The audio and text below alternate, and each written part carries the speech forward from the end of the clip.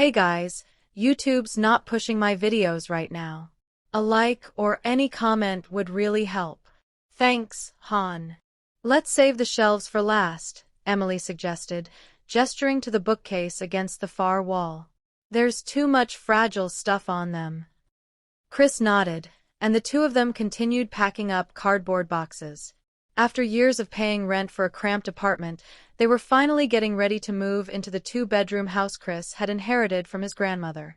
Each evening after work, they worked together, one handling the 5-year-old Mikey while the other grabbed a quick dinner, and then they taped up boxes until the tape gun screeched.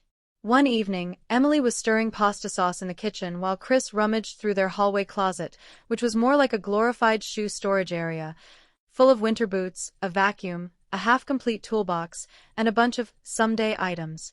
Reaching up to the top shelf, he tugged at some dusty shoeboxes, squinting against the dust storm they stirred up.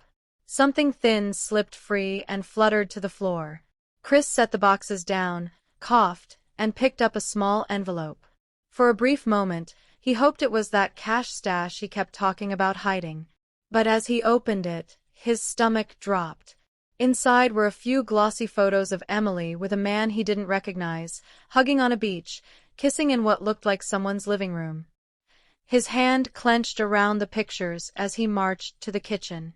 Emily was humming as she stirred the sauce, wooden spoon in hand. "How do you explain this?" Chris snapped, thrusting the photos toward her. She blinked in confusion, then took the pictures. Her face drained, but then quickly settled into something almost casual. "Oh my God, those are from ages ago," she said. "Where did you even find these?" "They were in a shoebox." Chris's voice bounced off the walls. Emily flinched at his tone, but her response was steady. "They must have ended up there years ago. Just toss them. They don't mean anything." Chris ground his teeth. From the living room, Mikey's voice called. He forced himself to calm down. Emily wiped her hands on a towel, then turned and reached for him. "Babe, you're the one.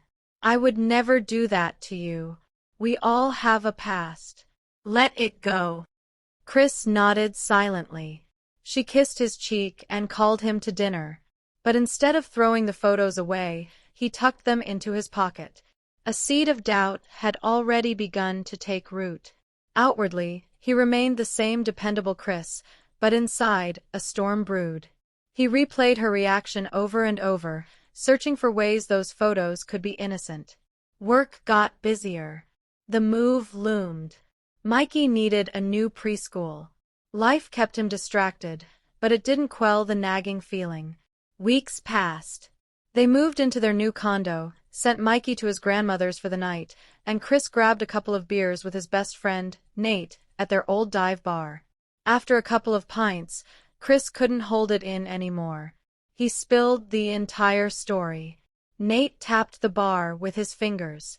"Are you sure those photos are really that old? Phones keep metadata, and clothes can tell you when something's from." Chris shrugged. "Nothing obvious," he muttered, pulling the crumpled photos from his wallet. Under the neon glow of the bar lights, a detail jumped out at him. In one of the beach photos, Emily was wearing the silver sunburst earrings Chris had given her for their anniversary just 3 years ago. And that work conference she'd taken across the country?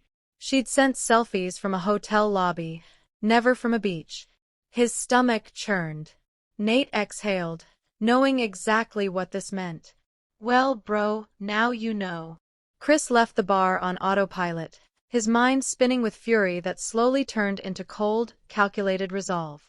When he got home, Emily was tucking fresh sheets on Mikey's toddler bed. Without saying a word, Chris flung the photos onto the mattress. "Still nothing to tell me?" he demanded. She stared at him, bewildered. "Chris, I already told you." "Then explain how a photo from 7 years ago shows earrings I bought you just 2 summers ago." Her mouth opened and closed, then she slumped. "I lied. It was just one weekend. It's over, I swear." At that moment, Mikey bounced into the room, holding his toy ball. He pointed at one of the photos, looking at the stranger in the picture, and asked, "Daddy, are we going to visit Uncle Alex again?" The expression on Emily's face answered all the questions Chris hadn't voiced. Without another word, he scooped Mikey up, turned on cartoons, and shut the bedroom door behind him. "Pack your things and leave," he said, his voice low and trembling. Emily's eyes flared. "Then I'm taking Mikey." Chris blocked the doorway.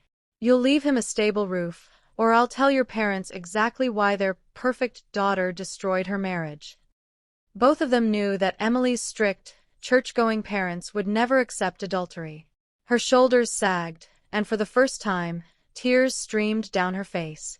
She grabbed a suitcase and hugged Mikey tight. "Mommy will be gone for a little while. I love you to the moon," she whispered before slipping out of the house. The divorce was quick.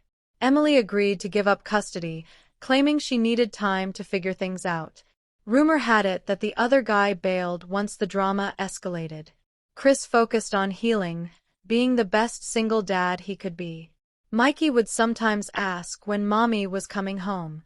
Chris always answered gently, never speaking badly about Emily but never sugarcoating the truth either. Months later, he allowed short, supervised visits. Emily showed up thinner, older, with a sadness in her eyes that seemed permanent. Her joy flickered like a dying light bulb. Chris felt nothing. He had a new home, a son who loved him, and no space left in his heart for lies.